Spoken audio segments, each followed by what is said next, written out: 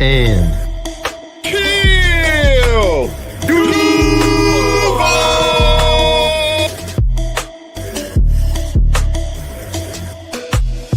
know what it is, man. You're locked into Third and Teal where they keep it real. And if you don't know, you're going to learn today. Third and Teal, baby, and I'm out. Let's go. Let's go. It's finally cooling off, Duval. Hell. It is finally cooling off. Yeah. Trevor, Eric, how y'all doing? What's going on? We cool. We chilling, man. We chilling like a villain on penicillin. Uh-oh. All right, Eminem.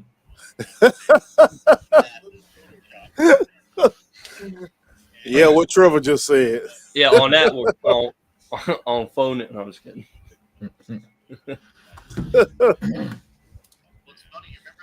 Well, we're playing the Raiders. Who am I hearing right now? Because that sound like Justin.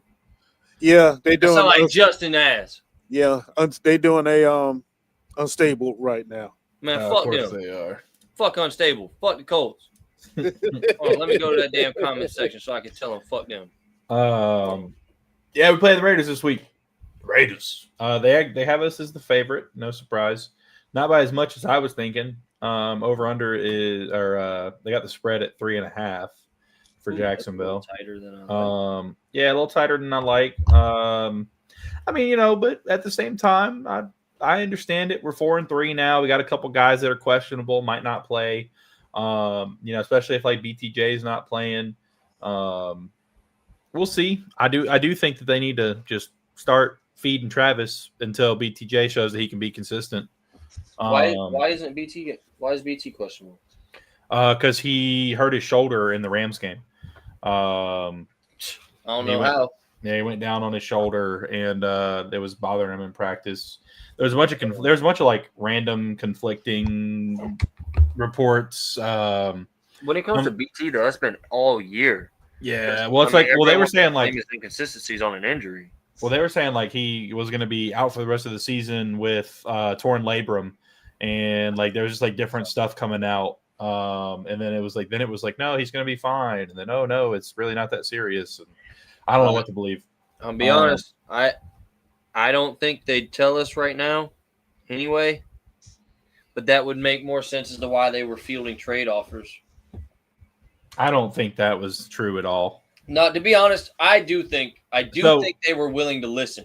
The difference is the report said they were taking calls, like they were receiving calls, but it would have been a little different if they'd have been like they are making calls. But with it just saying that they're receiving calls, I think I'm sure people probably were calling about him, but I don't think he was ever actually up for trade. I don't think it would. I mean, of course, there's certain deals you can't refuse, but yeah, I don't think that anybody was going to offer something we couldn't refuse for him. Well, even then, right? So even then, everybody wants to make an excuse for his inconsistencies this year. So everybody's looking for an injury to blame it on, or this or that to blame it on. And honestly, I'm gonna be real. I feel like this team has just as much to prove as a team that was 4-12 last year. Like, I mean, you have just as much to prove because all you've done these last 2 weeks is show that if nobody wants to play, you can't do shit. Okay, and I mean, fuck, you got to go out there and want the shit. You got to go out there and actually want to be on the field and want to play the damn game. Ain't been nothing but some weak ass effort. The only motherfucker I've seen really putting in just straight effort, Travis Hunter and Trevor Lawrence. Trevor running for his damn life trying to make plays work, and Travis making these damn acrobatic ass catches and juking people out their socks and shit. I mean, that's really it over the last 2 weeks, man. The last 2 weeks have been disappointing as hell. Straight disappointments. And, I mean, again, it's like we said 2 weeks ago. This is kind of like, this is what happens with this team, man. And we've talked about this for the last 2 years now. We know what the problem is. And, again, we're going to have the same keys to victory this week that we had the last 2 weeks.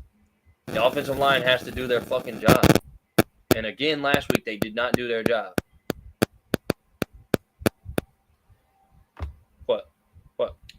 The mic was popping for a second there for some reason. I don't know what that was. Hold on. No, you're good. No, it stopped. It was just like for a second. I was like, who? What? Oh, no, but I mean, the offensive line got to do their job, man. It's just that simple. Like, Trevor cannot be running for his life the whole fucking game.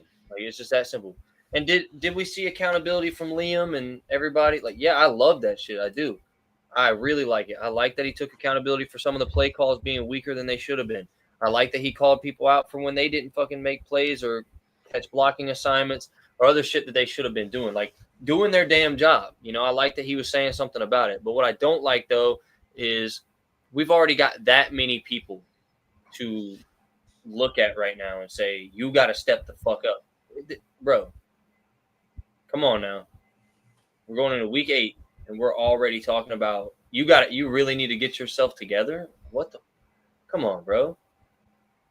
Now technically hitting the midway point of the season, you know what I mean? Right. A week from now, in between here and a week from now, like, we're actually hitting the true midway spot.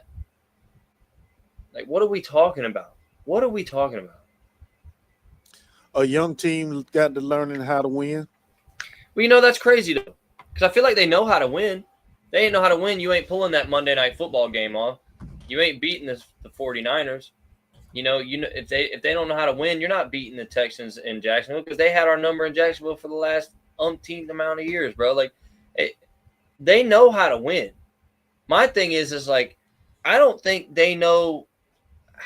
Like, I don't think they know how to win when not everyone is involved. Like, when not everyone is contributing. Because as a whole, as a unit, the team knows how to win. They know how to win gritty games. They know how to win ugly ones. Like, they know how to do it. And I mean, up until 2 weeks ago, we had the most amount of time spent with a lead in the entire NFL. Up until 2 weeks ago, this team knows how to win. So then you look at it, you're like, okay, so it ain't about do we know how to win? I mean, yeah, I think we know how to win. I think what we got to look at now is like, do we know how to bounce back when we're killing ourselves? And then you think about it, yeah, they kind of have to because we also have the most penalty yards in the NFL, and we're still only 4-3. Yeah, I mean, even though we hate that we're shooting ourselves in the foot, they still know how to come back from that. So you got to go a little deeper, and you got to start looking at personnel individually. Like, all right, do we know how to put ourselves in the best position personnel-wise? No, we don't. Because I just don't. Look, I'm not saying that we have the answer right now on the roster. I'm not even saying that right now we can produce the answer anywhere else. But fuck, man, I don't give a fuck what you got to do. Put Millam out there. Start Millam. I think Monheim should stay out there personally. Leave Millam and Weinheim out there. Move Ezra to left guard. Fuck, he played better, or left tackle. He played better at left tackle than what Walker Little's doing. I mean, fuck, make something happen. I'm not even saying that I think it's going to be successful that way because it might not. Who knows? But at least I can look at it and say you are seeing the problem, you are assessing the problem, and you are at least trying to correct the issue. Because you just keep trotting these same busted-ass motherfuckers out there at this starting unit, the same fucking result's going to happen. The rest of the league has figured out after that Seahawks game, all you got to do is turn the heat up. These guys cannot stop it. And then you look at the defense. I mean, the defense still is hanging in games, bro. I mean, look, you're going to give up points to fucking Matt Stafford. It's Matthew fucking Stafford and Sean McVay. They're two of the best to ever do it. I mean, let's just be real. Sean McVay is an offensive genius, and Matthew Stafford probably has one of the most talented arms of NFL history. Maybe not the most, but he's definitely he's probably top 5 arm-wise, like of all time talent-wise. Like, you're going to give points up to that guy. That our defense still did plenty enough for us to win that fucking game. It's on the offense. And then you look at the offense. Okay, we broke it down last week. We broke it down the week before. We could talk about it again going into this week. The routes are there. Trevor just does not have time to get the ball there, and he still has the fastest time to throw in the league. So it ain't getting no fucking faster, bro. It ain't getting no faster. Right. Yeah. Matt Stafford was doing a lot of the stuff Mahomes does before Mahomes had hair on his chest. He was just on the Lions. I mean, I'm just saying, Matt Stafford's been him. And anybody that don't believe that, you don't know what the fuck you talking about. Matt Stafford has been him 100%. Yeah. But, you know, again, and then you start thinking about it. Okay, so Trevor's already got the fastest time to throw. So you can't say, oh, the quarterback's holding the ball too long. Then you're back to the offensive line.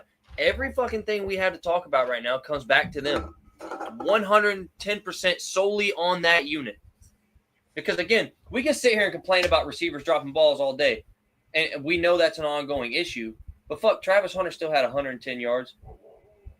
And I'm sure that a lot of the underneath stuff was there even at times when we didn't get to see it because Trevor didn't even have time to look at it.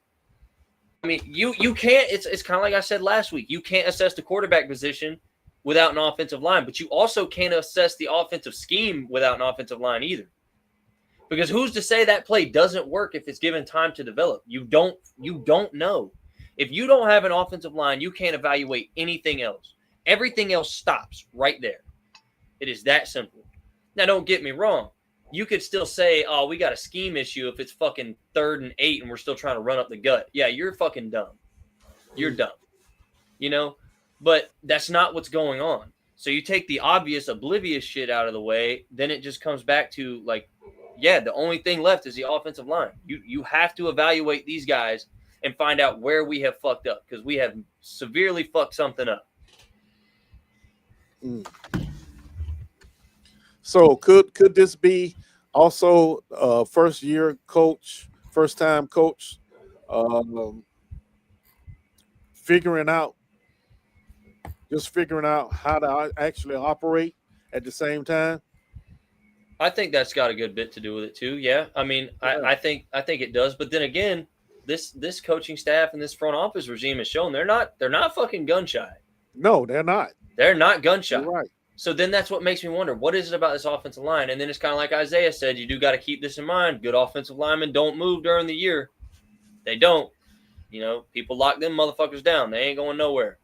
So to me, the only thing they really can do is you got to look within. Look at the guys we have currently. Is there anyone that could put us in a better position to win? I 100% believe Wyatt Millen puts us in a better position to win. I 100% believe Jonah Monheim puts us in a better position to win. I 100% believe that Ezra Cleveland at left tackle definitely puts us in a better position to win than Walker Little does over there. I mean, those are things I believe wholeheartedly. Now, could they slap all three of those guys in and it be just as bad, if not worse? That's still a potential thing too. You don't know. Because again, it still does come down to these guys won the starting positions for a reason. Okay, like I'm not naive to that. But at what point do you look at it and say, okay, what was working don't work now? Right. I was about to ask that question. We 8 games in now. So even though the starters won the starting position, 8 games in, coming off a bye, reevaluate, okay, it's time to make some changes. So is it time to put the rookies in? Well, then you look at it too, though. For the first 4 weeks, they were one of the best offensive units in the league. That's fact. On that line. Like, that line was – now, I said even then that was a fake fucking setup. That was false. Like, it was a false narrative. I was saying it the whole fucking time because the pressures were there. Every fucking game they were there. Now, the run lanes, they did damn good in run blocking. They really did. They were on fire. I don't know what happened to that, but that shit don't happen no more. But it's always the asterisk, you know? Yeah. There's always an asterisk. Yeah. You can't never have the best of nothing without an asterisk behind it. Yeah, I mean, even Isaiah gave the perfect spiel on that a couple weeks ago. It was like when we were talking about the offensive line, where he literally said, you know, you can have – we're running really good right now, but that doesn't mean we're going to run really good in a week from now, but the offensive line looks really good right now. Mm-hmm. I mean, you got a half and half sample size. You got half of the season so far. They look pretty damn good. And then – but my problem is that it's not like in this, like in 8 games, say like 2 out of the first 5, they looked bad. No, it's 3 out of the last 8, they look bad, like consecutively. They're not bouncing back. Mm-hmm. They had a bad game and got worse the next week. I mean, if I'm not mistaken, I saw a headline. There's only happened like 2 other times in history that an offensive line gave up 7 sacks in back-to-back games. Not good. Not no, good at fuck all. no, it's not good. You're setting the wrong side of history, buddy. You motherfuckers suck. What are you doing? Yeah, I think if we're going to make moves, though, Millam, is he actually healthy now? Because like I feel like he ended up on the designated last week before the game. But like if we're really moving the offensive line around, I mean, you don't put Hainsey on the bench. I think you move Hainsey to right guard. Right. And then because Hainsey's playing fine. I mean, he's not playing great, but he's playing pretty good. But I think you slot him in at right guard, put Monheim in at center, Millam at either left guard or left tackle, or Cleveland, whichever one, But I mean, it's kind of sad to say that Harrison's our best offensive lineman right now, and he's not playing great. Yep. And I think it's funny too that he always ends up in the fucking chopping block. He's the one that's on the hot seat with Walker Little, but comparatively, I mean, ain't nobody else playing better on this line right now. Like, I'm not saying he's playing good, but fuck. Why are we ignoring everybody else? It's amazing that, third season in a row, and we're talking about the same problem, the offensive line? Yep. There is a key significant difference to these 3 years, though, to this year. There is one significant difference. We didn't just go from last year having a shitty line to not trying to fix it this year. They made efforts to fix it. They did make efforts to fix it. Just because it don't pan out the way that they thought it would, I can't hold that to them. Because everybody, fuck the preseason, we were sitting here talking about how we were really excited to see the line tighten up. Now, we knew that Walker Little and Anton Harrison were still going to be a problem. But at least everybody, like seeing Hainsey, Macari, like we were excited about those acquisitions. Like, at least it was an effort. And I like the fact that he still acknowledges, even now, Trevor you can't expect him to do much when he has to run for his life. He's not Doug Peterson telling us, oh, you just wouldn't understand. Fucking bum ass bitch. That's what you don't understand. That's why your ass is out of a job, fuck boy. What's good, Duval TV? Glad you can join us, dude. I'm getting really tired of Josh Allen. Like, are we on track for another? I mean, he doesn't even have a sack yet. Right. I swear to God. But he's got all the pressures. Like, yeah, sure, he's got the pressures, and eventually they may. And again, this could be an instance of we don't have enough interior push. But at the same time, I don't feel like quarterbacks like last year. I don't feel like they're just running up the middle on us. Like, I don't know. Man. No, they're not taking us for 20 fucking yards on a scramble up the middle. And that's the thing too. Who's Aiden Hutchinson run next to? Most people can't tell you. True. Most people cannot tell you because it doesn't fucking matter. That guy still gets in the fucking backfield. Who's Max Crosby running next to? Most people can't tell you. That's because Max Crosby still gets in the fucking backfield. Same thing with Micah Parsons. Bro, most people don't know who all's on that fucking line in Green Bay unless you're a Green Bay fan. You don't know because Micah Parsons still gets in the backfield and still finishes fucking plays. It's like we said this last year. We were talking about Josh Allen last year, the same fucking shit. Same shit. We said the same shit about him and Trayvon Walker. What are y'all doing, man? You move people off the spot, but you don't finish the fucking play. Exactly. Like, damn, man. And it's like I said, I think I said this a couple weeks ago, where like, I can remember a million times where the defense, like people are like, oh, our DBs are giving shit up. No, they're not. I can remember plenty of times where I'm sitting here, I'm like, oh my God, how much time are we going to give this motherfucker to throw the ball? Jesus Christ, he's been back there for 5 business days. Fucking hit him. Like, and nobody's fucking getting there. Now, they are getting held like a motherfucker this year. It has been pretty fucking heavy in just about every game. It really has been bad. But damn, Josh. Damn, you're getting paid like one of the best ends in the fucking league. Go be one. Yeah, Trayvon has half the snaps, and he's got 2 sacks to Josh's 1. But he's second in hits with 11. He's 21st, or he's 10th in hurries with 21. He's 8th in total pressures with 33. But like, that's made up shit. I don't know. Go ahead, Eric. No, I was going to say, yeah, but they still have to end up in sacks. It's good to pressure, but you got to get that quarterback on the ground. Are you really pressuring Matthew Stafford? There was a few times, but Stafford, like I said before, Stafford is an old vet though, so he's gonna get it out before you get to him. Well, I mean, look at the quarterbacks we played this year. I think there's only 2 of them that react to pressures. C.J. Stroud, and Jake Browning. Fuck, even Bryce Young doesn't really react to pressure that much anymore. He just has to get sacked because his offensive line's terrible too. But I mean, I guess Bryce might react to pressure sometimes, but fuck, he looks like an all-star when they give him a second to throw the ball. Yeah. So is Trayvon still playing with the club, or is no, the club came off? Yeah, he really hasn't been playing much. Now he hasn't played much, but I saw pictures this week. The club's off. Okay. I don't know if that's going to be a thing for the game too, or I don't know. But either way, I know the club's off right now. But even then, like it's like we talked about, bro. Let's be honest. Let's call a spade a spade. The QB hurries and the pressures, those are made up fucking stats to justify paying people a bunch of damn money when they ain't getting no fucking sacks. They are made up fucking stats. Because you ain't pressuring Matthew Stafford, bro. He don't give a fuck. You're not pressuring Patrick Mahomes. He don't give a damn. You know, like, you're not pressuring these people. They don't care. This is the game they've played their whole life. Oh, a D lineman's coming at me. Oh, God. They don't give a fuck. The only time the QB hits, those should count. Those should count. Yeah, you get your hands on them while they're trying to throw the ball. You affect the throw of the ball. That should count. That's you really making an impact on the play. Yeah, are there some plays I'm sure they see him coming and they get a little hurried and they get a little excited? Yeah, but fuck, 9 out of 10 times, every time you hurry them, they just run away from you and throw it 40 yards down the field on a busted play because it took you too fucking long to get there. Well, this week we got Geno Smith, and he throws the ball to the other team even with no pressure, so. Yeah. Devin Lloyd should be back too, so that's a good thing. Yeah, that's a real good thing. Real good thing. Seemed like defense took a step back when he went out.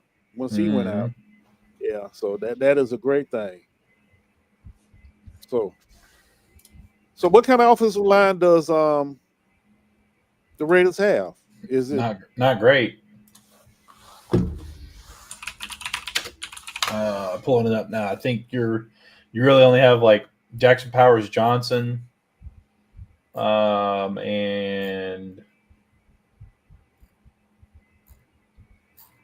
they got a left tackle that's all right. So Josh will be taken out of the game. Actually, no, I forgot. Stone Forsythe is actually starting for them at tackle. So no, Josh better fucking eat. Forsythe ran like a 6'2" 40. He's like 6'7", 380 pounds. Oh, somehow he always manages to play down. Yeah, he better just fucking run. Like don't play games. Don't let him get his hands on you. Just run around him. But both of their tackles are sorry. Powers Johnson is their best offensive lineman. He's playing guard. Meredith, the center, is 26 out of 33 centers. Dylan Parham is weak as hell. DJ Glaze is bad. Stone Forsythe is terrible. Their offensive line's really bad. They got Mr. Turnover, Geno Smith, at quarterback. So, yep. Yeah, but the thing about Geno is one of those very inconsistent type quarterbacks. Lately, yeah, he's been turning the ball over like crazy. But Geno can get in a groove on you if you don't be careful. If you give him enough time, that's why the pressure is going to be really important. Yeah, I just think also too. I mean, this team is nothing compared to what that Seattle team was. Because I know he had a lot of help in Seattle. And at least like a passable O-line with a solid run game. They can't block for Genty, so he can't really get – I mean, he's running good, but he really can't get as much going as he wishes he could. They're just – I don't know, man. He's a wild card, though. I do agree. He can do a lot more to you than you think he can. Well, I think the Raiders always play us way harder than they ever fucking play anyone except the Chiefs. Like us and the Chiefs, they bring every damn thing they got for the year. Every damn time. And the fucked up part is like we are playing to the talent level of whoever we play. And that's a problem. Like I don't know why we keep doing that. But like I said, bro, it's this simple though. Like if I'm watching dudes that you couldn't name from the defensive line in Seattle, just fucking. I mean, dude, I have never seen grown ass men get out physical that much. Like it was fucking bad. Max Crosby's gonna tear them a new ass. So they better be fucking ready. Yeah, they're gonna be rolling away from him as much as they can. Well, for sure. When is Brent Strange coming back? I ain't said yet. Yeah, I don't know if we're gonna see him back this year. I don't remember the actual. What was the actual? Well, they said it could have been 5 to 8 weeks, is what they said at first. So, who knows what it actually is? I don't even think it was a tear. A quad and hip injury. The hip part is concerning. At least 5 weeks. Does not require surgery, which is positive. But they think he could potentially return against Los Angeles in week 11. Ouch. So that's yeah. But I mean, the good thing is about that is hopefully they let him rest a little longer, because there's a really good chance that the Colts and Jags games are what decide this division. And even though the Colts are really hot right now, you know, I mean, you can always get worse. You know, like it'd be really hard for them to get better right now because they are on fire. They're playing really good. But you can always get worse. There can always be an injury. I mean, shit, Daniel Jones goes down and they're back to AR or whatever that other kid's name is, Riley Leonard or whatever. Or Jonathan Taylor goes down and their run game all of a sudden isn't as good. Now, of course, I don't want that to happen. Well, I mean, they've already showed that their capability of also regressing when they almost fell to the fucking Cardinals. So I'm not saying they're not playing really good. And got beat by the Titans. I'm just saying. Look, it's any given Sunday. And here's the thing. There's no taking away from what they're doing right now. They are fucking on one right now. And that's cool for them. But you almost wonder, it's kind of like that conversation. Are you hot at the wrong time? Right. Are you hot at the wrong time? Because it's cool to be cool right now. It's real cool, but you want to get hot. It's the same shit they were saying about us. We're fucking 4 or we're fucking 3-1. They're like, oh, are they hot at the right time? Are they hot at the right time? Are they gonna get cold at the wrong time? Like, the thing too for me is, dude, they did have one of the easiest schedules. Period. And our schedule gauntlet is over now. For the most part, our hardest games are already behind us. Yeah. I mean, the hardest games we got left are the Colts and the Chargers. The Broncos. The Broncos play to whoever they're playing, bro. I mean, they do. It's any given Sunday with them, so I'll still call it a difficult game. Yeah, that's what I'm saying. It's a difficult game. I mean, there's no easy game in the NFL to me. I mean, in my opinion, there's no easy game. But fuck, man. I mean, the absolute just fucking gauntlet we had to start the year, and we still came out with a positive record. I'm still happy about that. I'll take that every day. So, with the team coming off the bye, okay, what are you expecting to see? What do you expect from them going forward? Points. I was about to say, I think Liam Cohen's going to figure out, like, with this extra week, I think it gave him enough time to sit back and be like, okay, this is where I can get better in play calling, and this is where we can get better in execution. Because I like that he's already called it out, and I do trust in him that if he's aware of it enough to call it out, he's aware of it enough to fix it. And now defense, I think we're going to see more Travis Hunter on defense. I think so too. Because they asked him about that. They're like, "Oh, how do you think you're going to use Travis coming out of the bye week?" And he said, "We're going to try our best to have the best 11 players on the field at all times," which tells me, I think as of right now, outside of maybe Jordan Lewis, I mean, he's the best corner we got on the roster. I don't even think it's outside corner for sure. Well, I don't think you slot Hunter. I think Lewis can slot in at either and be fine. I think you slot Hunter in at slot corner, and he may have some issues. Now, I think he'd be fine, but I think Lewis would slot it outside better than he would slot it inside. Right. But what's going on with Jarian then? Because we had such high hopes for Jarian at the beginning of the season. I don't know, and man. he's barely been playing. So, I mean, what's going on with Jarian?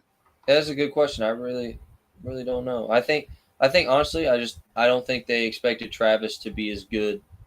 I mean, that's hard to say, but like either that or they didn't expect Jordan to come in and fucking play out of his mind like he did. But I mean, I don't think that really matters though, because like Martarik Brown's getting snaps over him. Now that pisses me off. Exactly. I mean that, but that's kind of the point though. Is like, what's going on with Jarian for Martarik Brown to be getting the look over him? Because Right. I mean, at the end of the day, whether we like it or not, who we like, whatever it is, I mean, there's a reason. Yeah, I mean, they're not just going to start Martarik Brown over Jarian Jones if Jarian Jones is better than him. There's something going on, either mentally, physically. He's not practicing as well. He doesn't fit this scheme as well. Like, I don't know what it is. And it could just be that Jarian is a physical bump and run corner, and we don't play a physical bump and run system. We play a very cushy, sit back in zone and wait for it kind of defense. And I it's not that I don't think Jarian can be successful in that, but I mean, Florida State runs a very aggressive bump and run corner system. And that's where he was. I mean, that's what he did. He got hurt. He missed some time. That's really all he did, though. He played aggressive bump and run. He was one-on-one with guys all the time. It's as easy as zone can seem or feel.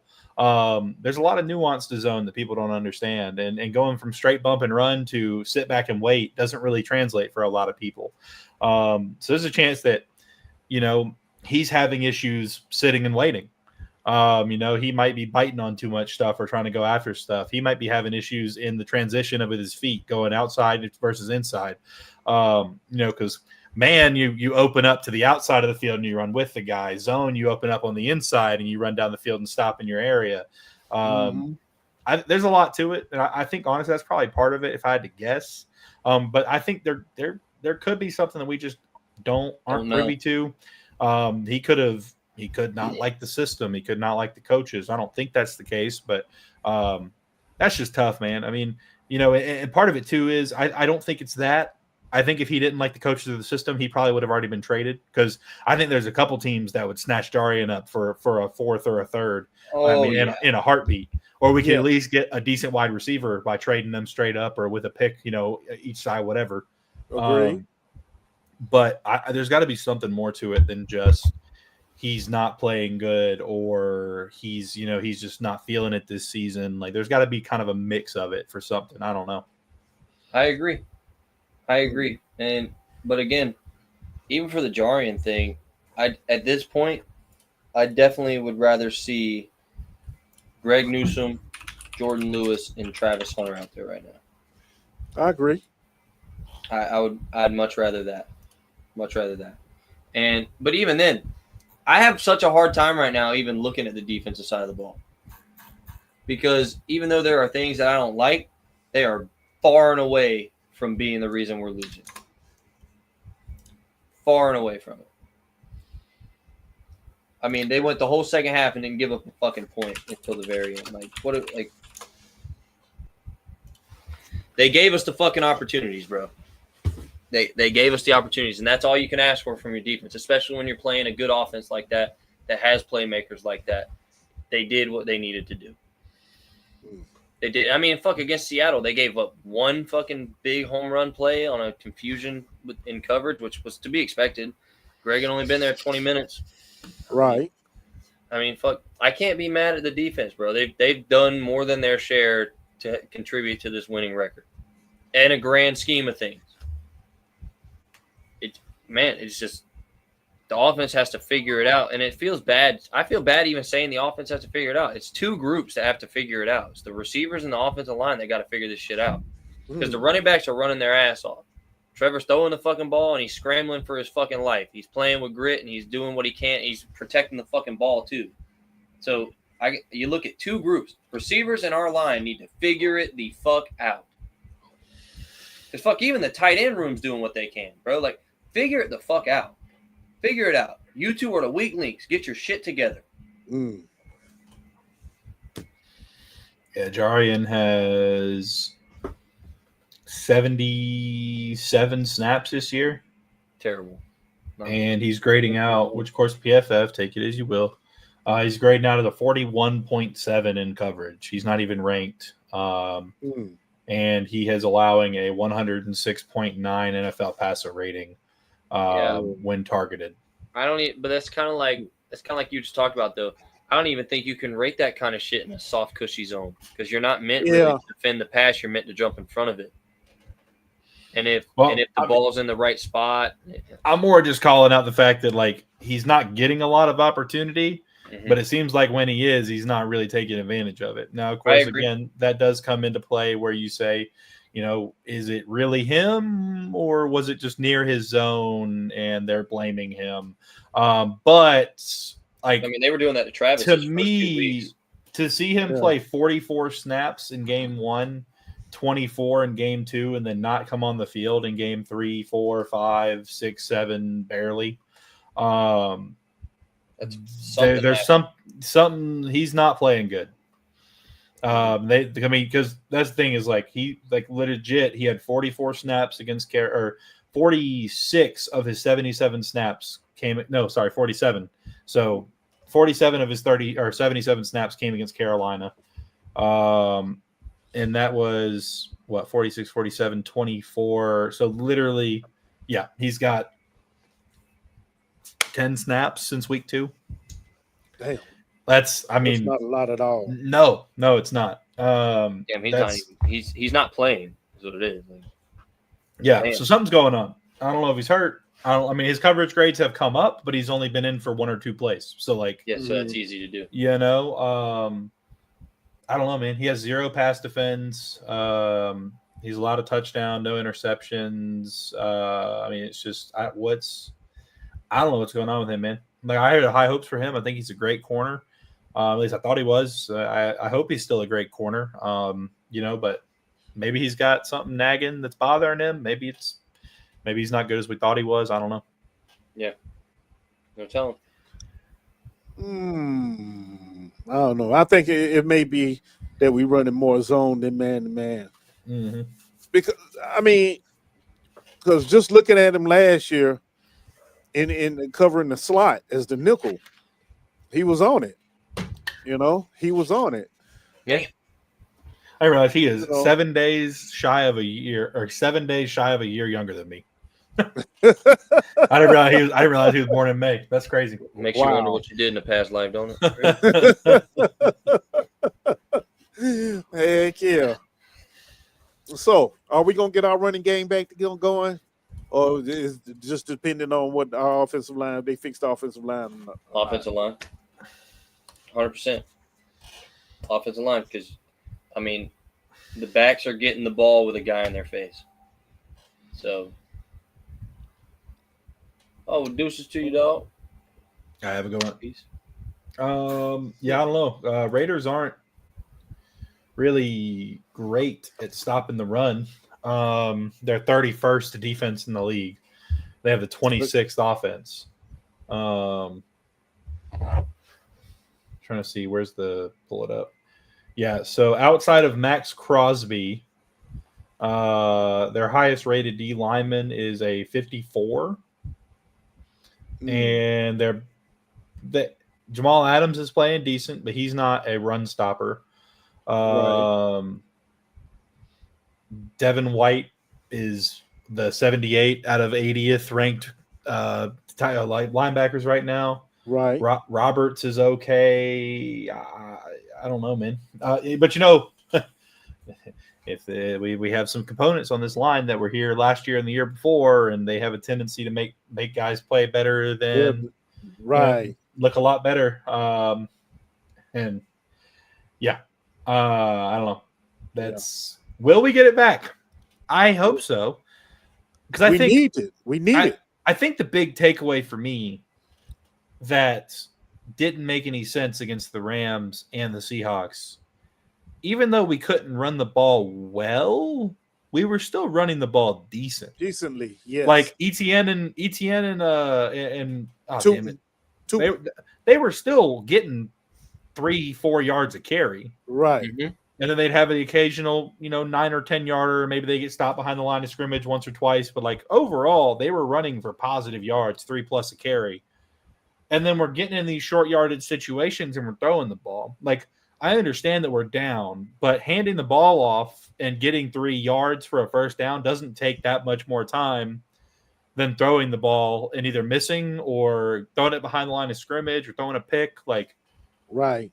Like, I'd rather keep the clock running and lose a couple extra seconds, but get the first down than keep throwing the ball. And then, that time you would have wasted running the ball, you've now wasted on third and fourth down going for it. Now it's a turnover. That's fourth down. And I sure hope, goodness, I hope Cam Little, whatever is going on in his brain. Oh my God. I hope it is fixed. I hope it is good. I hope his little talk with Liam Cohen put him over the fucking moon and he thinks he's the best kicker on the planet. And he goes out there and he kicks like I don't know, but I need him to start making field goals. Now, yes, the argument can be made, like, in the Rams game, somebody was like, oh, if he just would have made those, if they would have let him kick it, blah, blah. It's okay. Let's say he kicked a field goal every time we got on their side of the field. We still lose that game by a touchdown. Like, sure, it's more respectable, but like we scored, we scored 31 points in fucking field goals. Who cares? If he kicks 8 field goals in a game, all that says is we've got an inept offense when we get on their side of the field, which doesn't help us win games later in the year when we need to. Well, and then on top of that, let's just not be crybaby bitches about it. The motherfucker was missing everything. No, I'm not letting you fucking just pull the trigger. Fuck you. Yeah. Fuck you. And fuck anybody that votes to just let him pull the trigger just because we're on the other side of the field. First game of the year, you asked me that question, 100%. March his ass out there from the 50. I don't give a fuck. 100%. But now, bro, he's missing chip shots. And the fall off of Cam Little will be studied, bro. Because what the fuck? What the fuck? But even then, bro, fuck you, bro. Stop being so sensitive. Like, it's just, honestly, either do your job or don't. Stop being so emotionally attached to these motherfuckers. I agree. It's that sensitive. It's that simple. Stop being so sensitive. I mean, bro, we marched him out for chip shots that would have we would have won the Seattle game if the motherfucker did his damn job. Mm-hmm. Honest to God, if he makes the field goal he was put out there for, we win that game. He was in prime position. He just fucking yanks him. Who knows what he was doing? Who knows? Because he damn sure wasn't fucking kicking. That's what he wasn't doing. So, no, I'm not just marching him out there. Fuck you. Understandably so, they lost faith in him, and they should have. They'd be fucking dumb not to. Stop blindly putting faith in people just because they're on the team. And that's kind of what I'm getting at with this offensive line situation too. Stop blindly putting faith in them because at one point you had faith in them to do it. Right. I mean, beginning of the year, you had faith in all of the starters on that line, all 5 of them to do their job. Well, now, if you still have faith in them all to do it, you're fucking stupid. You're stupid. You have to be. You're stupid or you're ignorant. That's it. That's the only 2 options. Same thing for Cam Little. If you march him out from anything further than the 30 right now, without seeing him in practice and in some real situations, just get his mojo back, you're stupid. You're stupid. Stupid or ignorant. And honestly, at the trade deadline, if you're not marching a bunch of fucking kickers in there and working them out, you're stupid. Well, Liam said they wasn't bringing anybody in so far. So I know he said, and I think that's in an effort to just one last ditch effort. Cam, you've got a big ass leg. You've got all the potential in the world, bro. Come on, like it's one last just hand extension, like bro. Come on, come on. Yeah, and he does deserve the olive branch. He deserves the olive branch. I mean, he's got plenty of talent. He's got all the leg talent in the world. He does. So I mean. He's got more than enough to do what he needs to do. But I don't know what's going on, but something's got him fucked up and it's got to go. And, I mean, it's the same thing like Tyson Campbell. He was a perfect example of it, too. Motherfuckers had to stop being so sensitive about that. People are still crying about the fact we traded him. He was sorry as fuck, bro. He couldn't play both sides of the field, and he was good for one big-ass touchdown on his head every game. That's a fact. And people still cried. That's true. That's true. But look, this is the NFL, and 50-yarders are the simplest thing to make now in the NFL, 50 yards. And right now, we can't count on Cam to even kick those. You know what I mean? And that I think drives a lot of the decisions to go for it on 4th down. Even when you 4th and 3, 4th and 2, you should say, well, we averaging 5.5 yards a carry. We should get it if we run the ball. We should. But for some reason, that's not happening either. Of course, we know why, because they stack everything up and say, okay.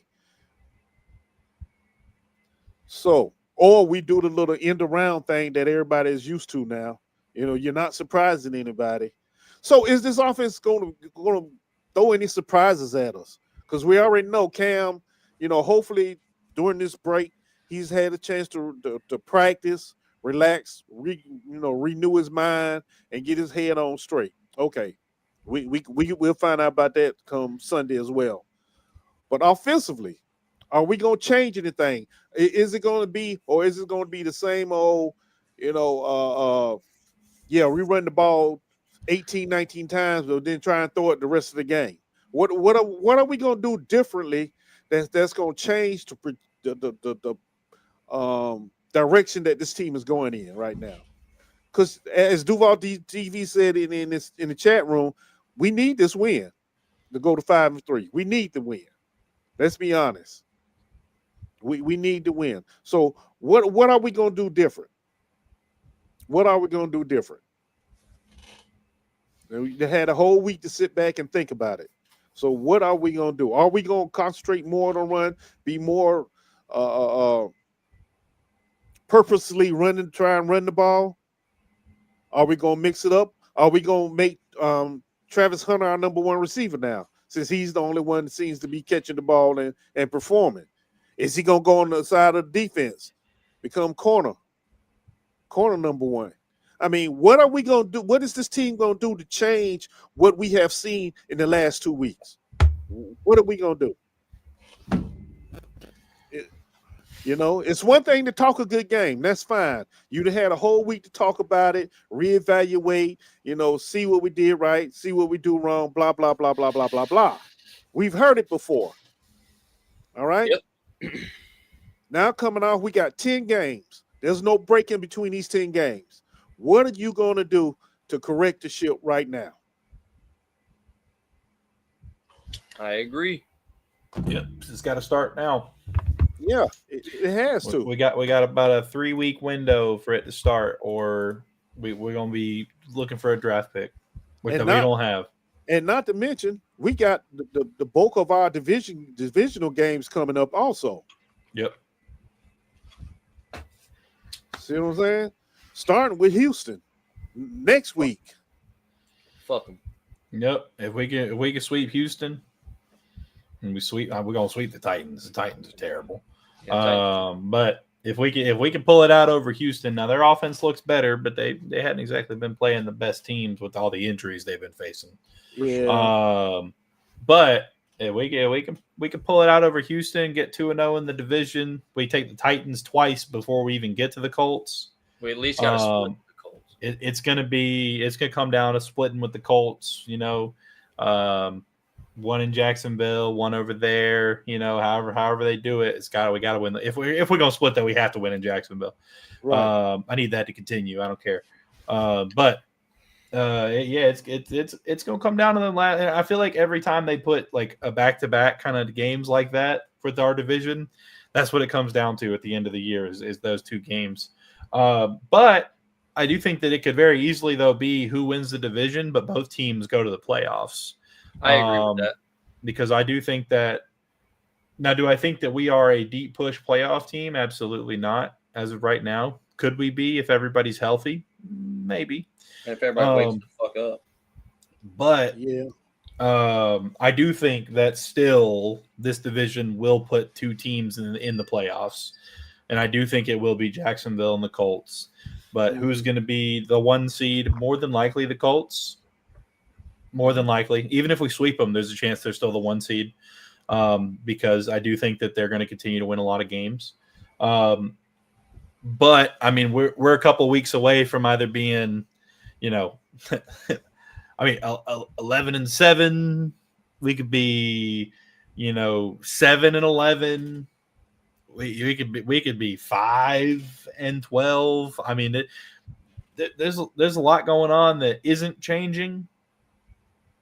Now we'll see out of the bye week. We got to see because they had 2 weeks to put something together and figure something out.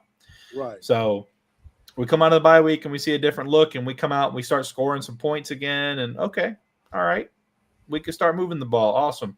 But until I see that, it's going to be a shaky road the next couple of weeks to tell us whether we're celebrating at the end of the year or whether we're pissed off and looking for something else. I agree. I mean, honestly, though, like as much as I want to go to the playoffs, as I want to win all these games, if we win more than 7 or 8 games this year, I'm going to be pretty happy about it. I'm going to be upset the whole time it happens, but when I reflect back on the season, I'm going to be like, damn, we were playing like shit and we still won double the games we won the year before. But at the same time, that takes a year off of Foye. That takes a year off of Eric Armstead. That takes a year off a lot of these older guys that are with us. Wasting our opportunities. Foye's up in that range where he may play great for another 3 seasons, or this might be the last season he plays good.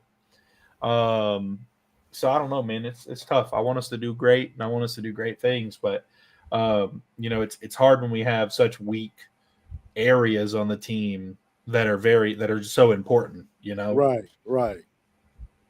I don't know. So trading deadline coming up. You expecting any big moves? I don't think so. No, I think he was trying, and I'm not saying that he's not trying. And if he might be able to sneak one off, but I don't see what or how. Yeah. The Giants might be willing to move off of Dexter Lawrence again right at the deadline. Now the Scadabo's down, or Scadaboo, just because, I mean, he's their best offensive player. He is, he was that offense. Besides, Dart's playing good, but there's a chance they start losing a lot of games now that Scadaboo's gone. So they might be looking to sell a little bit here at the deadline and then pick up some picks, which we got them. We got picks. So, if we could bring in like a Dexter Lawrence and Trayvon comes back and is healthy, that fixes our D line, in my opinion. But it's just the O line, man, is going to be so tough to fix, and that's kind of the hard. Like I still believe in who we have at receiver. I don't believe in who we have at line right now on our line. Not to say I don't believe in any of them, but I don't believe in that unit. I got a lot more faith in a 22 and a 21-year-old, and then De'Ami Brown, who's 25 or whatever he is, and Parker Washington, than I do in the defensive line or the offensive line that's a little bit older in the middle, and then on the edge is just weak. There's just no strength on the right side of the line or the left tackle. Yeah, it really just seems like they really just are not in weight training at all. It really does look like that. It looks like they are. Ricard gets bullied. They are just fucking weak, and it's bad, dude. It's really bad. Well, Walker Little gets just destroyed. Walker Little is almost the most embarrassing thing I've ever seen. Oh Lord, yes. Penalties. How are we gonna fix the penalties, gentlemen? I mean, they're all mental errors, so. Yeah, hopefully they got to pay attention. I hope they put them in a dark room with no windows over the break and just like played Trevor's cadence in their head, and they weren't allowed to move unless that has happened and the ball's been snapped. Like I don't know, man. It has been awful. And I mean, really, the wide receivers sometimes look like they don't know what they're doing. That's what I think a lot of it is, bro. Is like because a lot of these illegal formations are when a receiver's still setting himself. It's like, goddamn, dude, get in your spot and get fucking set. Or when the ref is not confirming with them that they're on the line. Yeah, they're being pricks. And then they call them anyways whenever it's literally their job to make sure they're lined up if they ask for it. Yeah. But I know I think it's on the player more than the referee. Well, the hard part about it, though, is depending on where you are, there's no hash marks. Right. So you kind of have to eyeball it in between. And I mean, I've lined up out there before. As my big ass went out there, and I was never going to catch a football. I was number 55. I was out there to block, and it was pretty obvious. But they checked my ass in as eligible, anyways. Right. But like, it's tough, man. Like you get on the line, you know where the center is.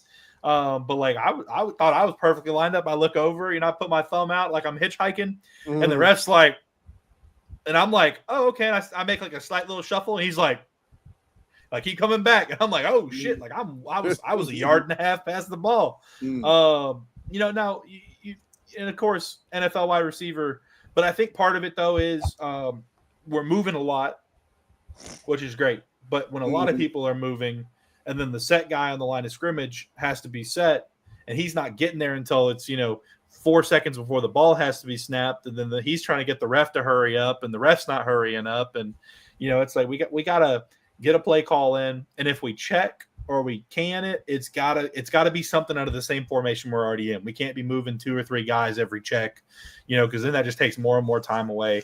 I'm hoping that they're going to get better at really choosing audibles that are out of the same formation, or at least like only one guy has to move. Right. Because when you're moving 2 or 3 guys on a can, or you're moving 2 or 3 guys before the play, and you run a play on this side of the field and everybody goes back over there, but now the new play is on this side of the field. Like people just aren't getting set in time to kind of get there and do that.